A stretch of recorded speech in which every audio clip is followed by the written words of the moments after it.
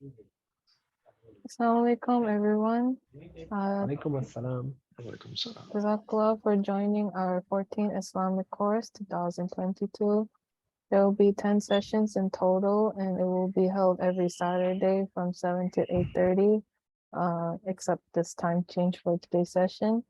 So if you attend 7 out of the 10 sessions, you'll be awarded a certificate. Today is the sixth session on Islamic economics, and it will be presented by Brother Arief. Brother Arief is a passionate and charismatic speaker who has been a seeker of knowledge for years and delivering lectures and talks, especially to his Indonesian community. So without further ado, I'll pass it on to you, Brother Arief. Jazakumullah khair, Sisa Nisan. Assalamualaikum warahmatullahi ta'ala wabarakatuh. Alhamdulillah, wassalatu wassalamu ala rasulullah. Rabbi israh li sadri wa yassir li amri. Wahlul uqdatan min lisani yafqahu qawli. May Allah give clarity for me to have this topic and discussion to you. So this is not a topic from my mouth to your ears, but be rather from my heart to your heart. I like this topic as well because nowadays we cannot almost do anything without monies. Everything involves monies, and how we earn it, how we spend it, and then how everything progress very rapidly in the cost. Like I don't know whether you understand, in China everything is already WeChat Pay and Alipay and everything. Everything's very fast right now. They're moving from the money in the bank, move everything to digital. Now it's almost like completely digital right now. So there's a lot of things that we need to understand, and some of this concept, some of the things that Islamically still static, still the same. So inshallah, we will try to understand today by uncovering some of the things, at least from the basic principle point of view, inshallah. And hopefully this is going to be beneficial for us, and it's going to be as well as a starting point of understanding the Islamic economics, and inshallah we can understand a bit more, and this is a starting point for us to do continuous learning, inshallah. So today, Bismillah, we will talk about a few things. I can see this is quite a busy slide. I want to talk about a few things about, first of all, let's the introductions, and then we understand some of the principles before we go into whether this halal, this is haram, this is allowed. This is not going to be a study of fiqh, a study of jurisprudence, but at least I give you understanding what is basically is not allowed in Islam, what is allowed, and what is the. So we started from principle, and then we know what that Allah does not want us to do. So prohibition, what is haram, and then we understand three aspects of the economic, right? Whether it's business corporations, how you have a relationship in business, right? And then how you do buy and sell, and then how you protect your asset as well. So there's a 4, 5, and 6 is about having a corporation to set up a business. Number 5 is about buy and sell, and number 6 is about how to protect that as well. So this is the three main things that we're going to talk about today. Inshallah, we cover that in summary. I'm hoping this is going to be like 60 minutes, inshallah. Then what I do, I'll just go to this. This is going to be a basic as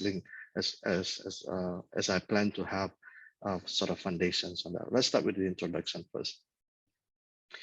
All right. So why do we learn this, right? Why do we need to do this, right? So first of all, really why we need to know this, right? It is actually, again, this is protect ourselves, right? So we know what Allah wants us to do, what Allah prohibits us to do. So this is to protect us from sinning, definitely. This is one of the things, as we know what is haram, right? And with people, sometimes people understanding what is actually riba. If I like just now, brother asked if I don't get the extra payment, how do I grow my business, right? Can I just give loan as a business or not? So I'm gonna cover that, inshallah.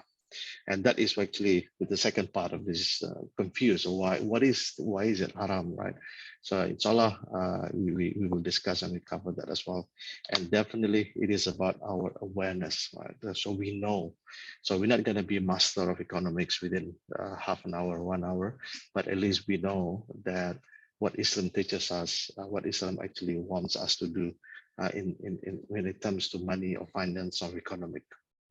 So let's do this learning, inshallah. May Allah give us clarity and guidance. May Allah give us give me the clarity to explain it to you, to articulate it to you, and hopefully, inshallah, with some example.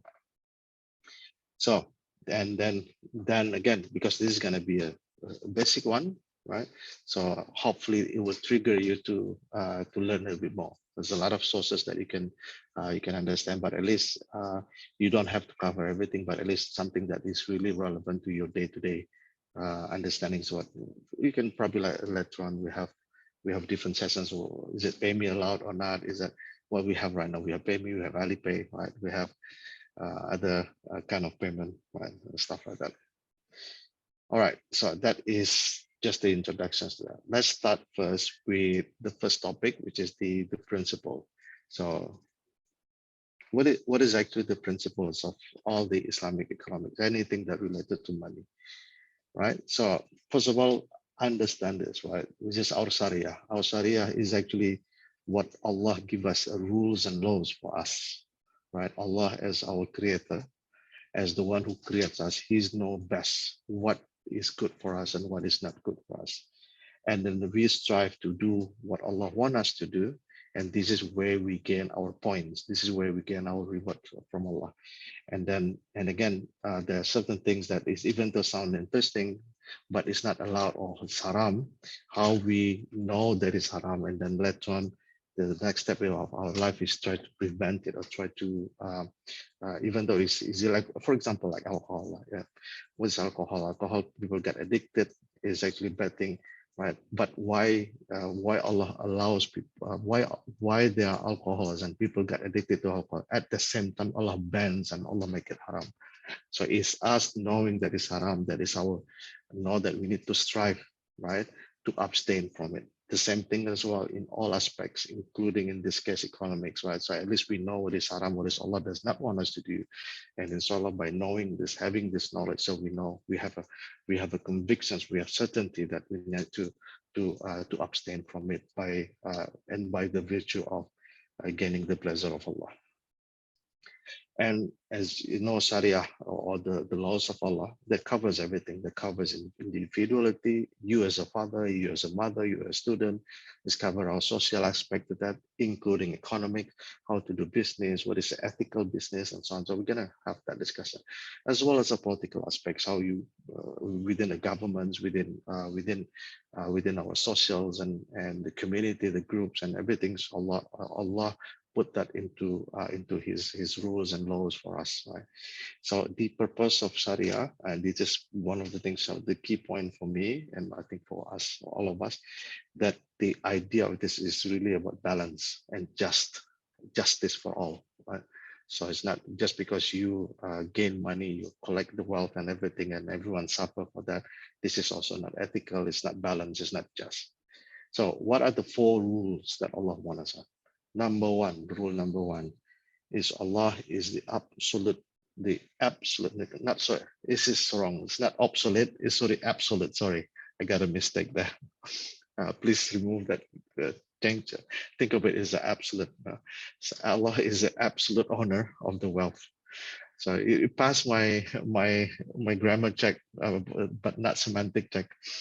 So what does it mean, Allah, the absolute honor, right? Because it is Allah, if you look at Surah Al-Baqarah, for example, Zalika kitabul raiba fihi hudal lil muttaqin, allazina yu'minuna bil ghaibi wa yuqimuna as-salata wa mimma razaqnahum yunfiqun.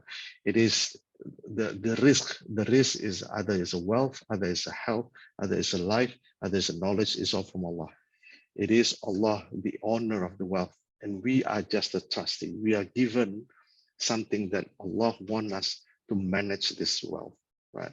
So we're not the owner of this wealth. Allah can take it anytime, Allah can give it, Allah can take it anytime, right? So because of that, because we are actually the trustee, we need to manage the wealth based on what Allah's want, right? So again, and this is a different concept with liberalisms, like my body, my choice, my money, my choice. No, we cannot do that. The body that we have belongs to Allah. Then whatever we need the body for, it has to be based on what Allah wants. The same thing with wealth. Wealth belongs to Allah. What we can do is only based on what Allah wants. And this is the first thing I want to put there. This is our akidah, right? This is our foundation, that knowing the owner of the wealth is not us. We're just the trustee. However, because of the grace and the blessings of Allah, even though the wealth is Allah owns it, Allah wants us to spend based on what His rule, but He give us the ability, or He give us the pleasure of enjoying the wealth. So you can spend it on your nice clothes, you can spend it on your latest phone and stuff like that. There's certain things you can enjoy, right? So this is the key thing. Allah the honor, but we can enjoy wealth. So that is the first principle. What is the second principle? The second principle is about everything it's not all about health, right? Sorry, it's not all about wealth. My goodness, again, this should be wealth. I'll change it then before I send the. So it's a balance between wealth and spiritual needs. So we have to make sure that wealth, the activities about wealth, are going toward finding, running a business and everything. This can be act of worship as long as we know what Allah, as long as we keep doing halal and try to abstain from haram. So that means any business activities will be part of the acts of worship, right?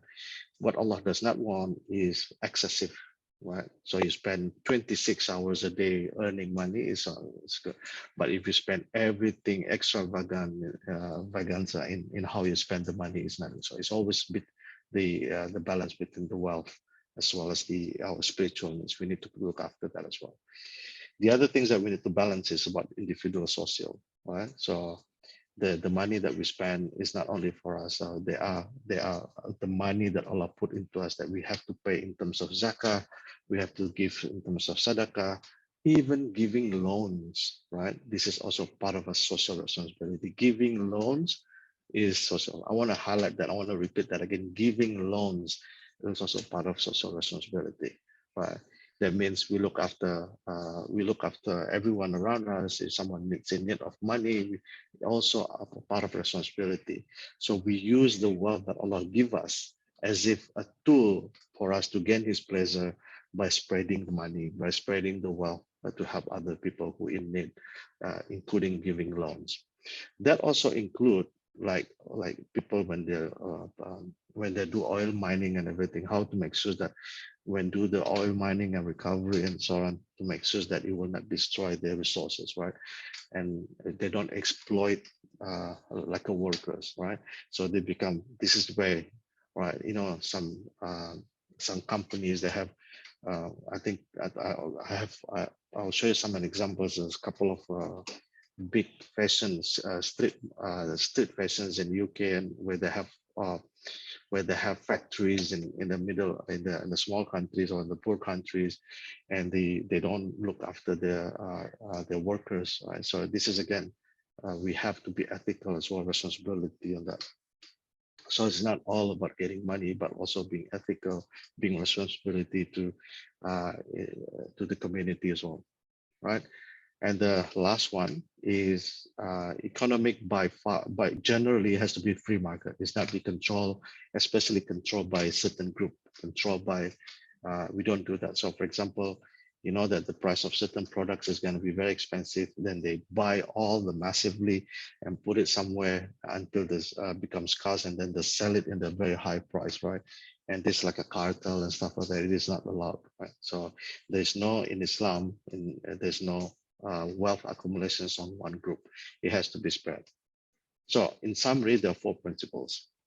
Number 1, Allah owns our wealth, right? It's not us. Number 2, when we are spending money and when we're earning money, we also need to think about our spiritual needs. We still have to make sure that we pray, we do our zakah and so on. This is not only, everything is not about money. How many people actually fall in love with money and destroy the life of the family and everything because of wealth, right? And then also about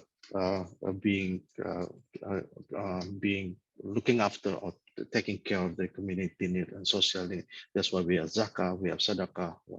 And then, for example, there are a couple of people, our brothers and sisters in the Palestine or something, or any humanity, when they have disasters, when they have a calamity, it is us to help them as well. This is part of the use of wealth.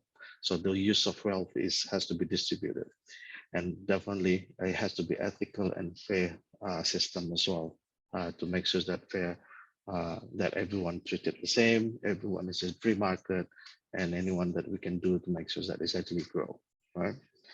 All right. I want to show you these pictures. I don't know you know these pictures. I don't know. There's a company called H&M. Is one of the fashion industry. I think the world's second biggest clothing retailer, right? What happened is they have this factory in Bangladesh and Cambodia, and where they hire workers living like below, sort of they live below the poverty line, and then the working condition is so difficult, and even the structures of the building we cannot even afford to, and then it's collapsed, right? And this company, they sell a huge product, the second biggest, right? They pay a lot of money.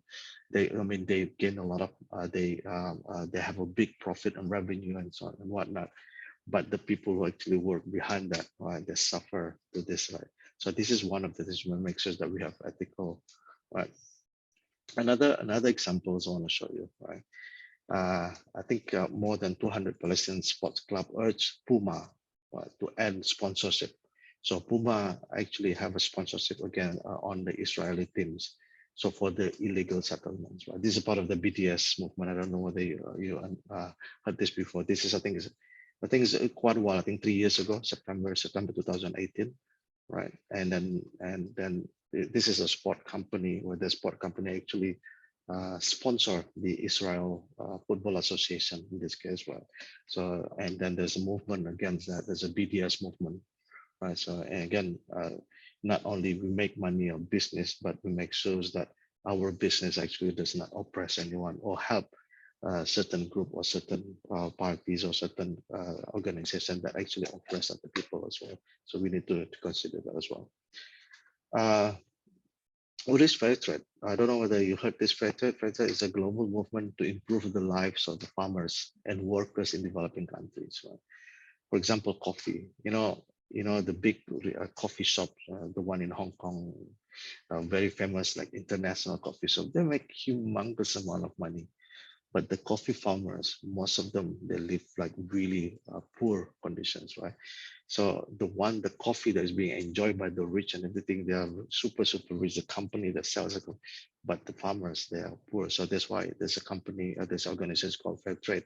So they make this movement so by ensuring that they have access to export the markets and paid a fair price for their product. So to increase that as well. This is one of the things we as Muslims, we should support this. So if you go to coffee shops in Hong Kong, right, for example, I don't know, like Starbucks or anything, if they have fair trade, I think you have to pay another $1 or $2. Do that. Do that. This is, we should support something like this. We should support that like a part of the ethical, I think. Another thing I want to share with you. This is by the UN, the World Food Program, right?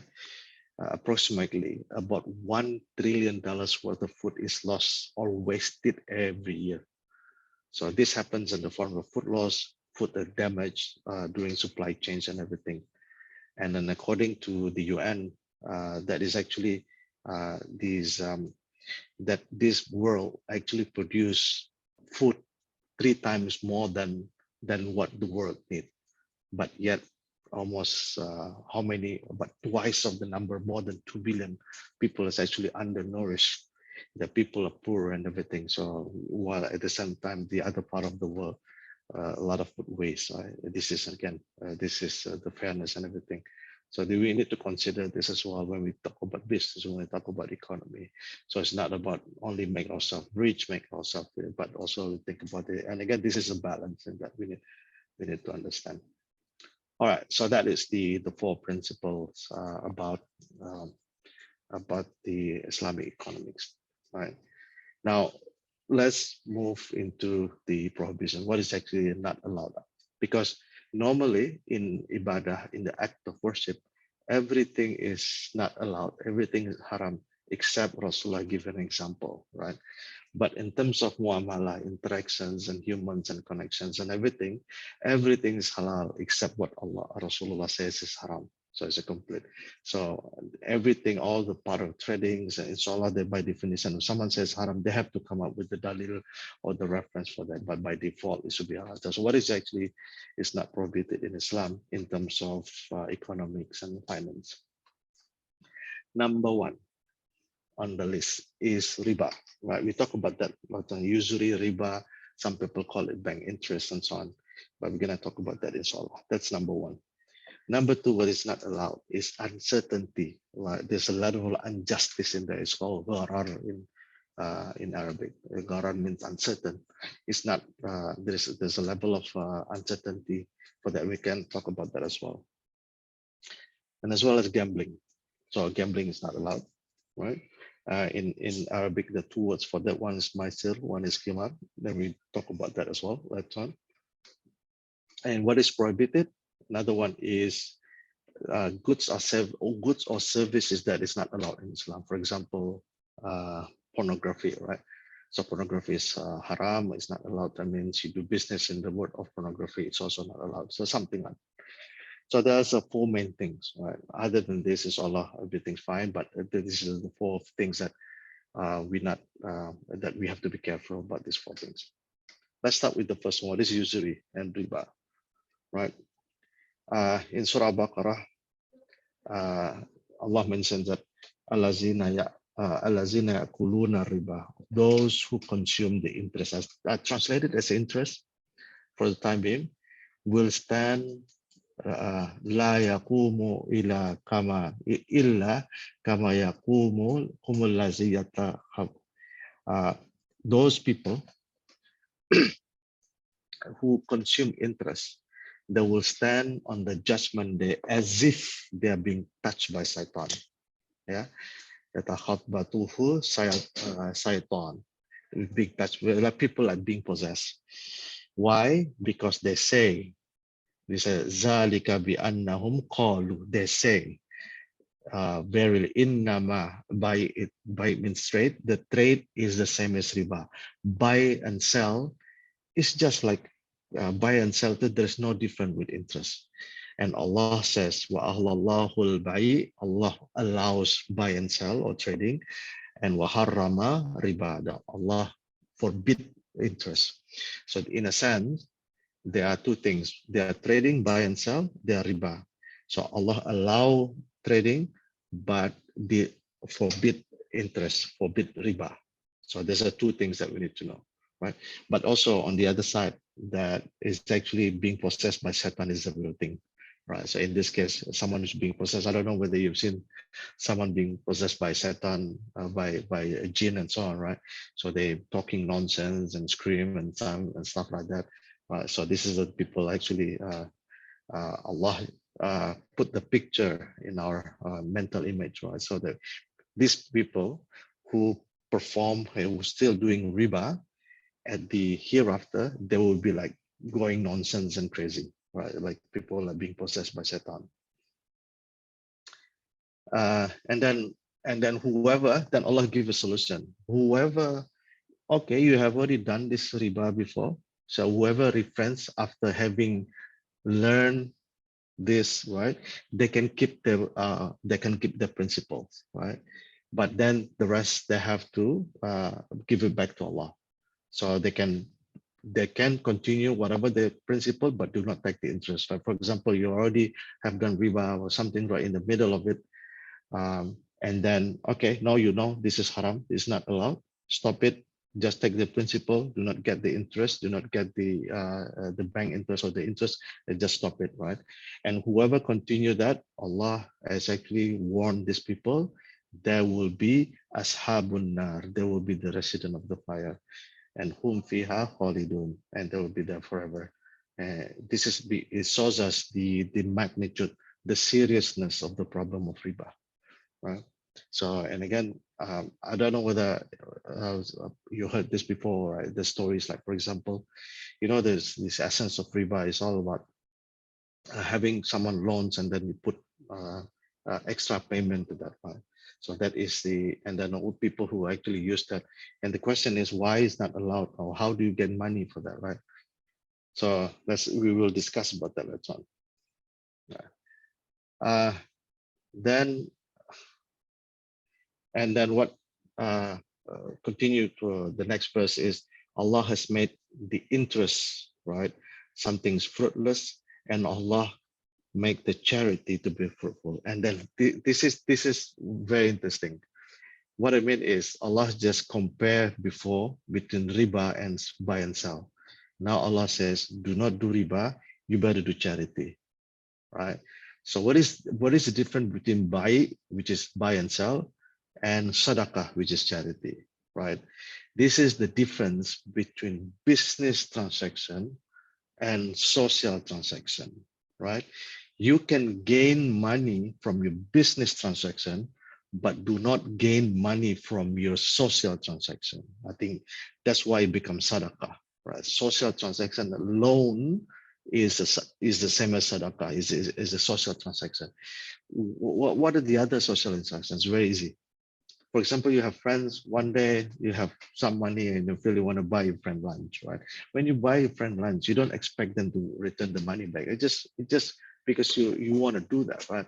This is social transactions. When you buy a gift to your friends, or to give to your wives and so on, this is part of the social. Allah reward you for that. Allah reward you for the gift that you have, any social transaction. So when you do social transaction, you don't get money from that. You get blessing from Allah. You get reward from Allah, right? And Allah does not like, wallahu la yuhibbu kulla kafarin athim, as if this is a big evil doing of doing interest, right? So, and then Allah link that to sadaqah. So if you want to do that, do sadaqah, right? And this is where the lies the difference between different trading, between loan and the social transaction. Loan is considered to be social transaction. So what is riba, right? Riba is loans where there is an agreement to do extra payment, right? That's why giving loan is to be a social transaction. It's a good deed, right? This is where you gain pleasure of Allah, you gain reward from Allah, not a business transaction, right?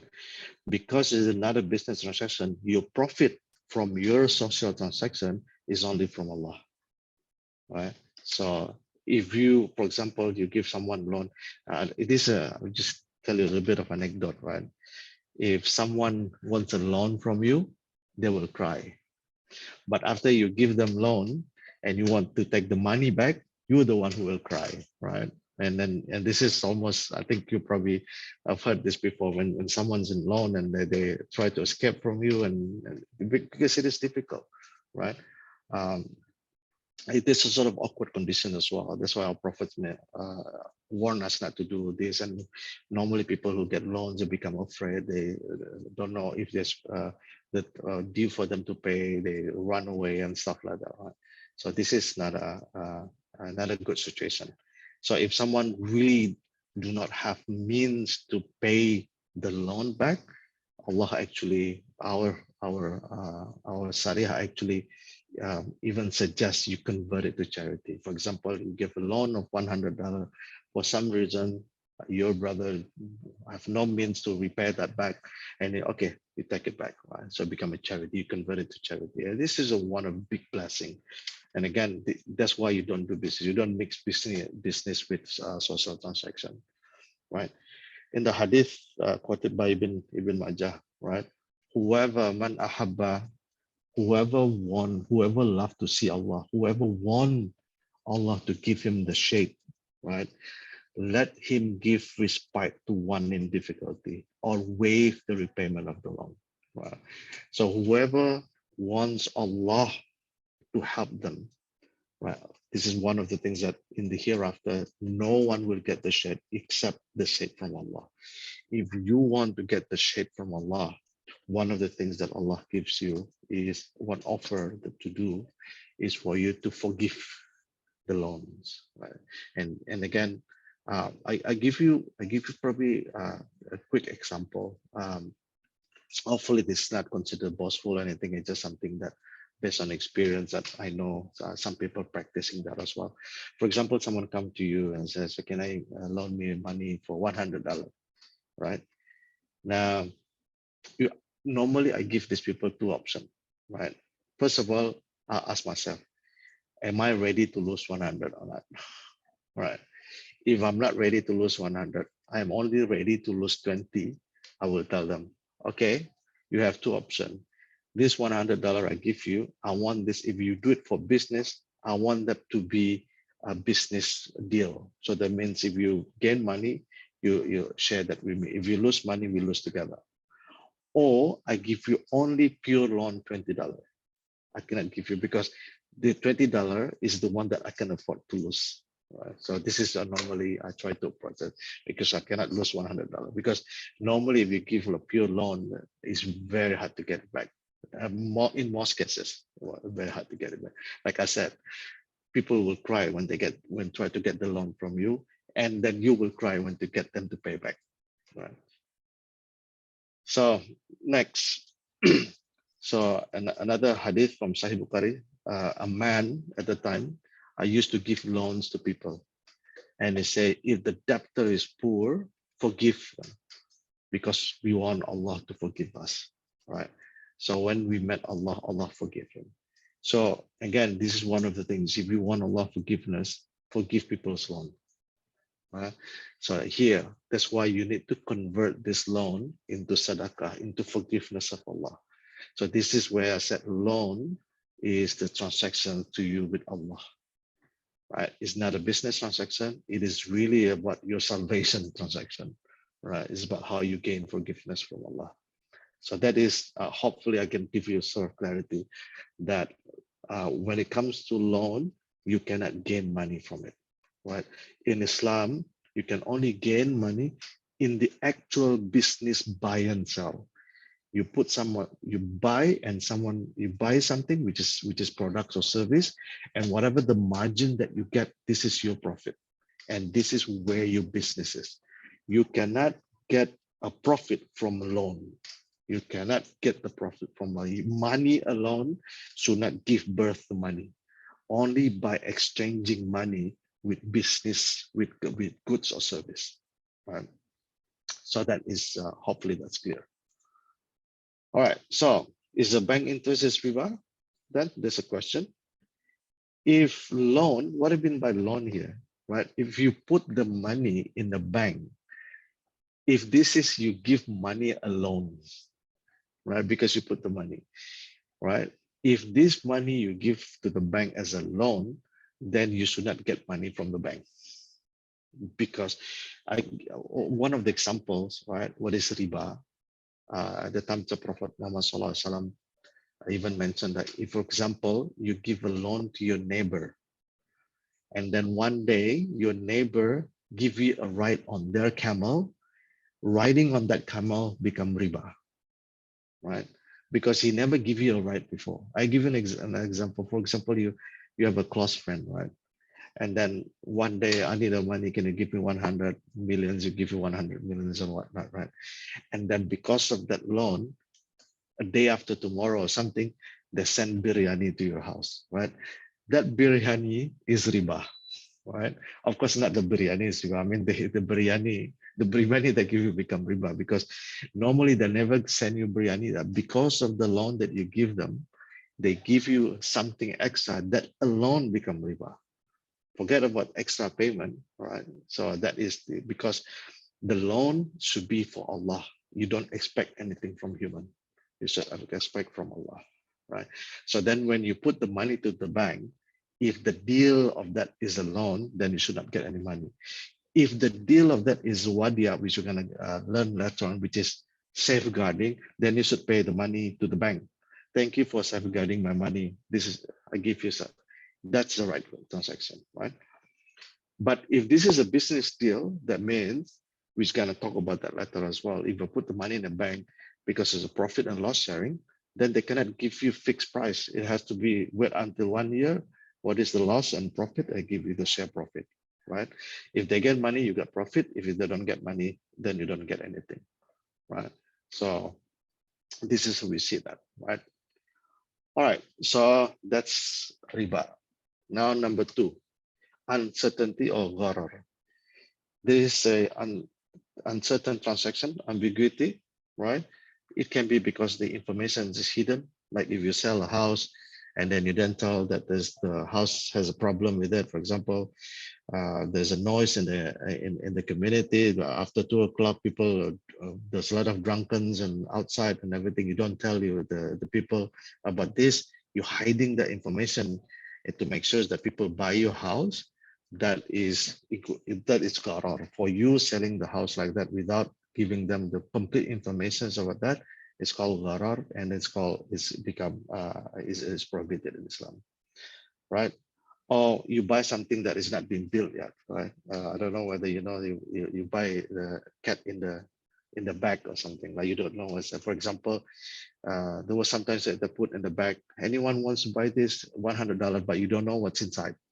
It can be a watch, right? It's an expensive watch, or it can be a candy. Who wants to buy $100 and the people buy it is actually candy. Another next person to you buy it was actually a new Apple Watch, for example, right? Then you cannot do that because it's not certain what is actually you buy or sell, right? So information is beyond your capability. For example, you see a tree, there's no fruit in there, but you know every year this tree will bear fruit. Then it says, let me buy the fruit for next year, right? That is also not allowed. Yeah, because that means you're not sure how many kilograms of fruit, right? Of fruit that you're going to get. Because you're not sure for that, it's sort of like a level of gambling, if you will, right? So buying harvest for next year is not good, right? Some scholars, most scholars agree, even buying insurance is also considered not good. Why? Because when you put money as a premium, you don't know how much you're going to get, right? How much service. If you find, for example, life insurance, if you find, then they don't get anything. If something happened to you, they give you like a serious amount of money, right? There's the amount of transaction is not clear when the transaction happened. Is part of a dollar, right? Or you're selling goods which is not, you don't own it, right? You borrow someone's car and then you sell it. It's not allowed because it's not belong to you. I don't know. There was last year there was a event, the GameStop market. I don't know whether you heard about the GameStop incident, right? They borrow the stock and then they sell it, right? And then this where the short sells and everything, right? And this is again is haram in many ways. One of them is you sell something that you don't own, right? So that is the second prohibition, which is gharar. Number 3 is gambling. Now gambling divided into 2. So it's first of all the maisir. So maisir is the wealth gained through completely luck. Like you roll the dice and you don't know if you fight, you get money. If you don't fight, all right, that is not allowed, right? Because there's no actual product or service being exchanged, right? It is purely luck. There's nothing, there's no added values of product and service at all. The second part of gambling, which is kimar. Kimar is the wealth gained through skills. Like you have good skills in domino or good skills in whatever skills you have, right? Probably like, I don't know what the game cards and stuff. It's actually skill, right? But when you gain money, someone else lose, right? So that means you have losing opponents from that. This is also considered gambling. It's called kimar, right? If someone winning and another one losing, there's no business transactions in that. There's no money being exchanged with goods or products. Because of that, it's not a business transaction, right? It's not allowed. It's not. This is called maisir or kimar, because there's also it has certainties of there's a level of uncertainty in that as well. Right? So that is. How about, for example, it's a game, like for example, your office runs a game and something, you put $100, they collect this $100 and whoever wins, they give this share, right? If the money of the prize comes from the registration money, this become gambling, right? Just one example. All right, so yes, alu naka anil khamri Well, Maisir, they ask you about khamar, that we're not gonna talk about khamar, which is intoxicants. Some people translate it as alcohol, but this is Maisir. Maisir, what is Maisir? Maisir is a great evil. Ithmun kabir is a great evil, right? And even though there is a little bit of benefit, right? In Hong Kong, for example, one of the biggest sort of corporations that look after gambling is Hong Kong Jockey Club, I guess, right? So this is they have like a gaming, they call it, right? They probably one of the biggest, I think, taxpayer, I think, because of the money they get, right?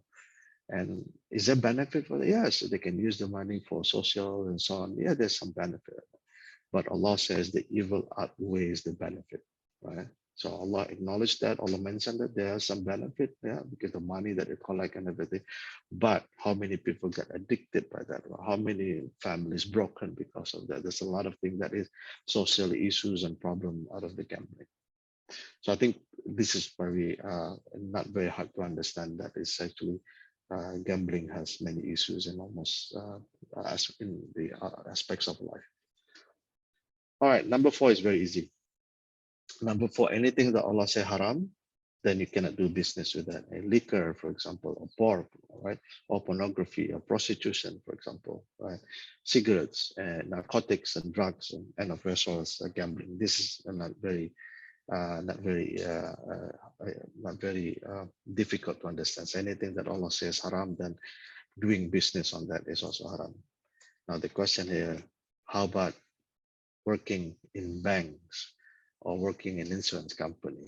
All right, I put that question mark to you and probably you can think later on. All right, so we cover the prohibitions. Wow, we still have a way to go. So we have about half, okay. So next one, which is the business corporation. We're gonna a bit faster because I have some diagrams on this as well. So what is a corporation? Corporation means if 2 parties or more, they want to do business together, right? The main principal thing that you need to know is all about profit sharing, profit sharing and loss sharing. If they profit, everyone has profit. If they loss, everyone has profit. You cannot come into a business corporation if someone profit and the other loss, right? It's not going to happen in Islam. You have to be both profit and both loss, right? So what is actually business? The 3 things in business: they need capital, right? They need someone who knows to run the business, and they need labor, right? And then because of this, at least there are 2 types of business corporation. One is a venture capital. The other one is a joint venture, right? What is venture capital? What is venture capital is, as you can see here, the investor, right? The investor, they put money, and the entrepreneurs, they give entrepreneurs and labor, right? So they know how to run business, they know the labor. So this, I give you 5 million, this give me the laborers, they work one day, they do marketing, they do this, they do all the business. If they profit, right, they agree. Okay, I get 80%, fine, I get 20%, right? Because I just contribute labor and entrepreneurs. But if they're lost, then the investor lost their money and the entrepreneurs lost their effort and time. So both lost, right? Now, normally what happened with the conventional bank, what they do, they call themselves investors. Okay, I put this money. You do business. If you profit, I get my money back. If you lost, I get my money back. It is not profit sharing, not loss sharing. This is evil, right? Because that's not a good business. That's why it become evil. That's why institutions like bank, not only they have riba, they also come into always profit corporation, right? So this is not law in Islam.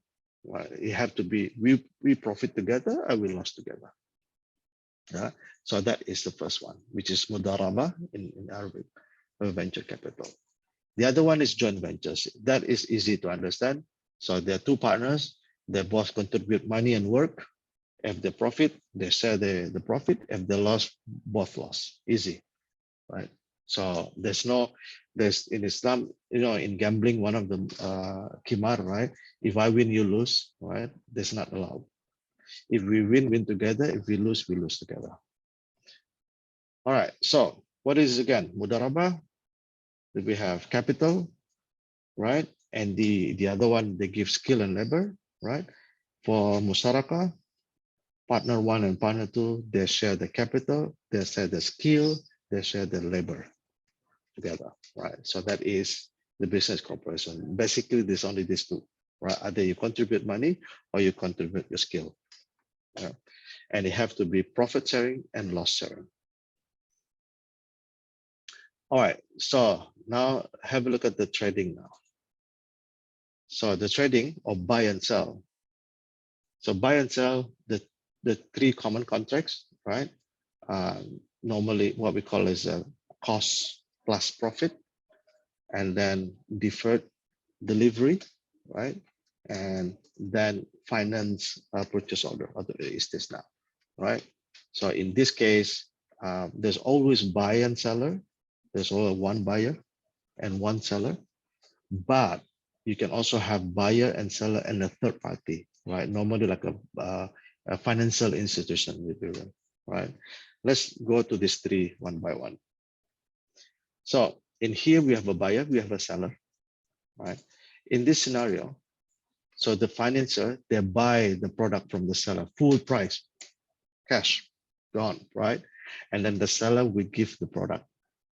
And this financer or the third party, okay, I give you this product, and then you pay me with installment, the cost with margin, right? So in this case, the buyer does not have enough money to buy the product, but through a financer, right? So they can do installment. So this only, okay, I only produce the product, give me 1 million, right? I don't give loans or anything, I just give you 1 million. But there's another financial company, all right? Okay, I give you this product, but you just give me one. They decided how much, right? As long as they know the price. This is like you buy the product and you resell or something like that, right? So they buy the cost and the margin. I will sell you 1.5, you pay in 2 years. That's allowed in Islam, right? That's allowed. This is how, and this is where they are, because here is fair. You know how much the whole you're gonna buy, right? And this is help them to do because they have the installment, right? This is called murabaha. The other thing is the other example, which is the second one, is salam. Just in this case, you pay full price because I need this full price. For example, you buy custom tailor suit, right? What do you call the bespoke suit, right? The guy need the money so they can go and buy the cloth and everything, right? And then they deferred, okay, I'll give you in 2 weeks or 1 month and whatnot, right? So they need the full price, and then they give you probably, they don't give you at the time, they give you probably a week or 2 weeks, or even in a project, for example, right? Like I'll give you a house and then you pay the full price now, for example, and they build you the house, and after 1 year or 2 years, that's also allowed. So you pay full price, and the guy, then the seller will give you the product in a deferred delivery. And number 3, which is istisna. Istisna is the financiers give a full price, right? And then the buyer will start buy that in installment, pay the installment, and the seller also give the deferred delivery, right? So in this case, like building a bridge, for example, right? So we have a financial. This is also allowed, right? Because as if this is the payment is through this, so the financiers get money, the cost and the margin, right? Like again, almost the same as before, right? The murabaha, and then they get the product in deferred time. So this is the 3 main sort of buy and sell. The last part is about security or safety. What I mean by security and safety is the security of our money, right? Security of the fund, like a collateral. For example, you have money and then you have a collateral, you have a pledge, or you want to make sure that, like credit card, for example, right? This is part of the security. So we're going to talk about that as well. So normally this is done by Islamic financial institution. Right? We cannot talk about 3 contracts, probably 4 or 5, but today let's talk about 3. Number 1, what we call as a safeguarding wadia. Right? In this case, we put our property into organization and we give them money. Right? And secondly is about transfer of contract or remittance. I'll give you example that later as well. And number 3 is called kafala. It's almost like a credit card. This one, it's probably easier to say it's almost like a credit card. Right? So let's go one by one. So what is wadia or safeguarding? In here, the property owner, they hand their property or their money, for example, and then they safeguard the property or they safeguard the money. And then of course you give them fee. So it's okay in Islam, you can actually, for example, you have a car, you want to go on holiday. Okay, can you please look after my car? And you pay them money for looking after that as well, allowed as well. Or you have so much money or something you want to put in the bank, right? And you pay the bank for looking after your money, right? Not the other way around, right? Because it's safeguarding. So it's in Islamic bank, for example, on a current account and saving account, normally based on this, right? So you actually pay the bank the money for looking after your funds, right? But they can package it in a way with certain service and so on. So you pay a very small amount, but they're safeguarding the money. But in this case, the money, they cannot use anything. They cannot do it for business. They're purely safeguarding it. The other one, which is hiwala, remittance, this is where you transfer money, right? So here is the debt. So in hiwala contract, the debt is transferred from one debtor to another. So this is a debt, right? I give you money, 500, and they have this initial, they transfer the loan here, and they pay back exactly the same. So this 100 and this is 100, and they have a special fee for that, which is a transfer fee and so on. So this financial institution will get them. So after the debt is transferred to the second debtor, the first debtor is free from. So this is ideally you have a debt here, this person will go to here, but here it's just transfer. So this is allowed also in Islam. Now the third one, which is the last one, is called kafala. This is where almost like a credit card, for example, and then we can see what's the difference with the credit card later on. So in here, the producers, they provide the goods and service. For example, you stay in a hotel, they give you this hotel stay, right? And it costs $100. And that $100, the producer would charge, hey, can you please pay me $100, right? Because this consumer stay in my hotel. Okay, I'll give you $100. Now, in the current situations right now, normally Visa and MasterCard, they charge 3%. So instead of giving $100, they give you $97. If something's being agreed, it's allowed as well. Most books that I read is allowed to do that because there's something that they agree, right?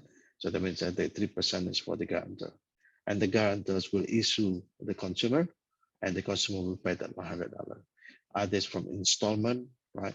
The one that is not allowed is this invoice in here. There's a penalty or there's an interest for late payment. That is become riba, or that is become haram.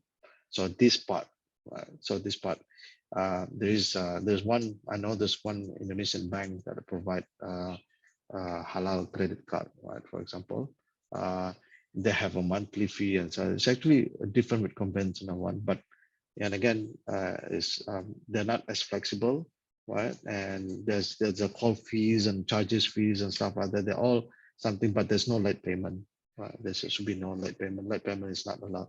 Sorry, not late payment. Penalty for late payment is not allowed.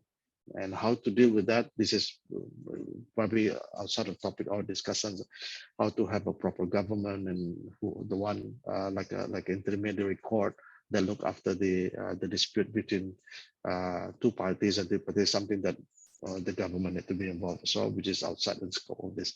But as long as we know that the paying invoice is no late payment for that, no late payment fee for that, and exactly the same as the issues of the invoice, because here I promise 100, then I only pay 100 in here, then it's all is allowed. All right. I know it's a bit too much to swallow in about in about an hour. But inshallah, something that probably a bit difficult to cram it into one, but at least we understand a few things. Number one, that Islam regulates every aspects of our life, right? Because Allah created us and Allah knows what's good for us and how to run the business, how to, including financial transaction. This financial transaction is, if we know how to do it, if we know how to properly using it, acknowledging it, inshallah, it can be the acts of worship for us, right? And then in this class today, we talk about some of the principles, right? Allah owns the wealth. We need to make sure about the community as well. We have to do business ethical and so on. We know the prohibition, what is not allowed, what is riba, what is gharar and so on. We understand that as well. And then we learn 3 aspects of business transactions or financial transaction, different type of corporations, how we do buy and sell, and how we protect our wealth from that perspective. So that is what we learned today, in a sense. Inshallah, this will give you an idea of let's say, it's a starting point of understanding. And I know it's probably much to hear, but inshallah, once I give you the slide, the copy of the slide, I put together some drawing and everything, so it helps it easy for us to understand, inshallah. I think that's pretty much it, that I plan to explain and then discuss today. Almost an hour, I think 3 minutes to an hour. So I give it back to Sister Nisa. Jazakallah for the today's sharing. We can have a Q&A session. So if any participant have questions regarding today's topic, you can use the chat box or even open your mic to ask.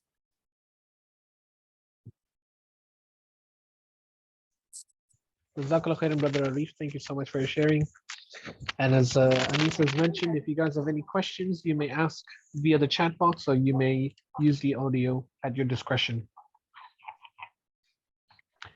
There's a question on how about mortgage? Yeah, it is one of the key things as well. Again, one of the concept is about mortgage. Well, there are a few things. The mortgage is, I know this will probably come up. The mortgage is about, let me just quickly find one of the, so the stuff that we talk about, which is the buy and sell, right?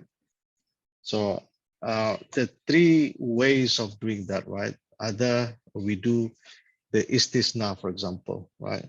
So we do through a financer, right? They buy the full price, and then the seller, right, will deliver the house so within 2 or 3 years, for example, and then we buy the financiers at the fixed price.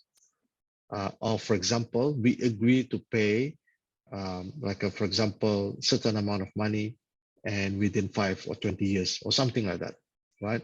And this will not change. So, and there should be no penalty, right? The problem with the conventional mortgage is if you have a late payment, they charge you for late payment. And this is not allowed. It's an injustice, right?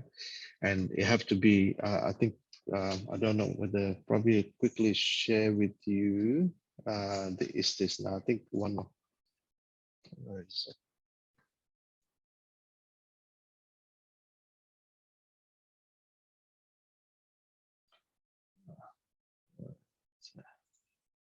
Oh, I need to share, sorry.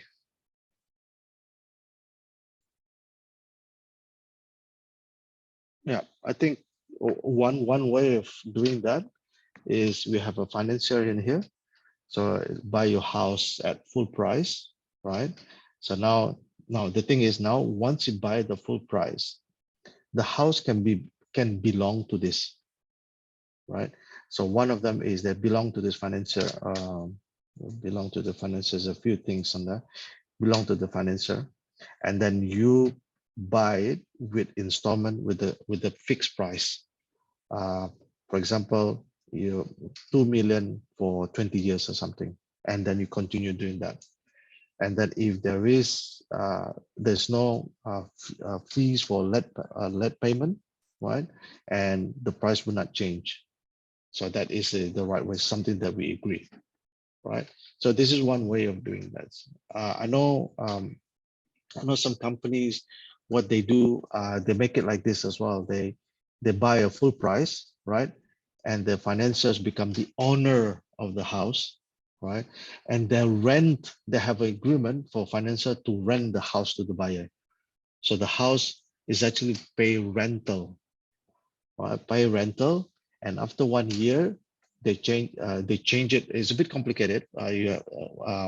It's not easy to explain. I think that's probably a good way of putting it. So for example, let's say the financiers, the buyer pay 1 year, they pay rental, right? It's not a ownership. And then after 1 year, they reduce the rental fee because now the house belong to 10% to the buyer, 90% for the financier, for example. And then they continue buying rental until a certain amount of time. And then after, for example, 20 years, they exchange the owner of the house from the financier to the buyer. This is also one way of doing that, right? So the idea is what we try to avoid in here.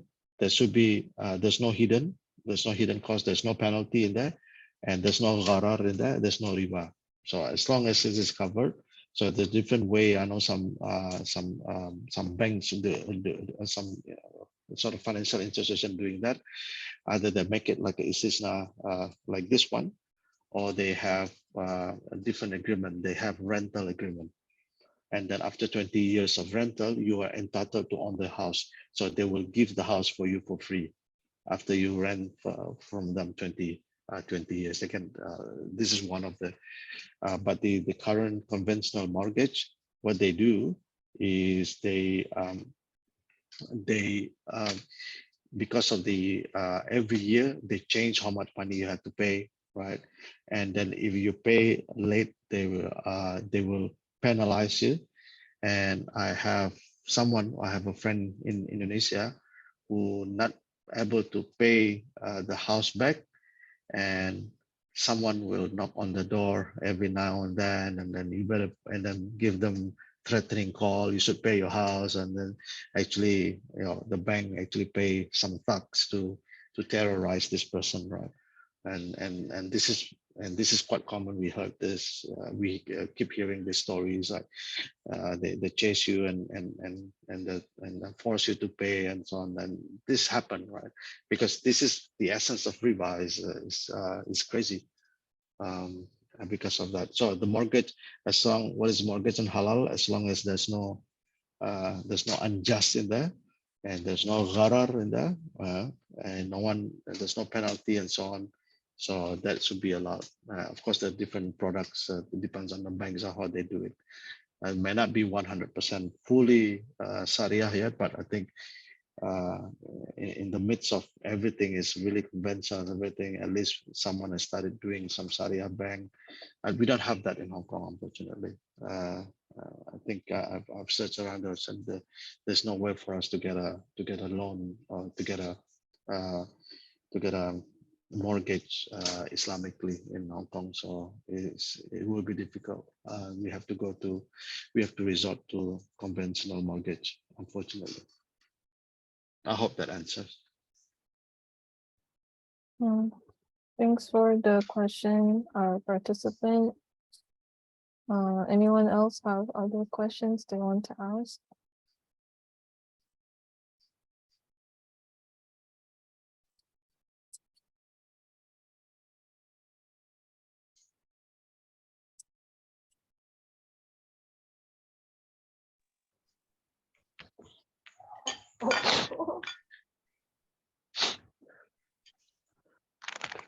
There's one question on direct derivatives. Yeah, I'm not fully aware of these derivatives. I think I might have to defer that answer, if you will. If you can probably, I need to find what is actually derivatives in this case. Sure. So same thing for me too. I'm not too Yeah, I'm not knowledgeable in this area. Yeah, we can yeah, research yeah, and share. I'm not like really practicing in terms of this, but at least the stuff that on a day to day that I get involved in stuff that I'll probably understand. But derivatives I need to look up. I'll have to defer that question if you don't mind. Sure. Okay, any more questions?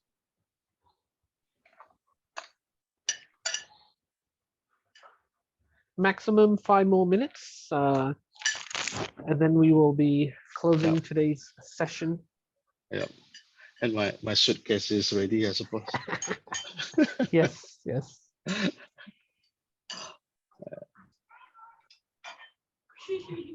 Brother Arief will be flying right after this presentation is done. He's going to be taking he's going to take transport just to fly. So really appreciate you taking your time to still present today's session despite the urgent departure you have to take right now. And yeah, okay, I think that's it. So thank you very much to everyone. Thank you to Brother Arief, Anisa, and thank you to all of you. Have a great evening. Thank you so much, and stay tuned for next Saturday session. Assalamu alaikum wa rahmatullahi wa barakatuhu. Waalaikumsalam warahmatullahi wabarakatuh.